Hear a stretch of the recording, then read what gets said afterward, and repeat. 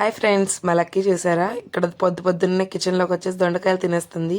దీని రొటీన్స్ కావాలంటే ఖచ్చితంగా కామెంట్ చేయండి, షేర్ చేస్తాను. వెజిటేబుల్స్ అన్నీ చాలా బాగా తింటుంది.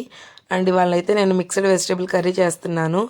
పచ్చిమిరపకాయ, టమాటా, ఉల్లిపాయ, అలాగే బెండకాయ, దొండకాయ, ఆలు అండ్ వంకాయ ఇలా అన్నీ వేస్తున్నాను. మీ దగ్గర ఏముంటే అవి వేసుకోవచ్చు. అన్నీ కొంచెం తీసి పెడతాను అనమాట. సాటర్డే రోజు కానీ ఇలా వెజిటేబుల్స్ తక్కువ ఉన్నప్పుడు ఇలా ఈజీగా చేసేయచ్చు. పసుపు, ఉప్పు, కారం, కొంచెం అల్లం పేస్ట్ అన్నీ వేసేసి ఆయిల్లో బాగా ఫ్రై అవనివ్వాలి. ఒక 2 మినిట్స్ పచ్చివాసన పోయేదాకా. ఆ తర్వాత అవన్నీ కొంచెం ఉండేటట్టు నీళ్లు వేసుకోవాలి. ఎక్కువ వాటర్ కూడా వేయకూడదు. ఒక 3 విజిల్స్ వేసేస్తే ఎక్కువ చూసుకునే పని లేకుండా ఈజీగా కుక్ అయిపోతుంది. అలాగే వాటర్ మరీ ఎక్కువ ఉన్నాయి అనిపిస్తే కొంచెం ఇలా ఉడికించుకొని లాస్ట్లో కొత్తిమీర చల్లేసుకుంటే బాగుంటుంది.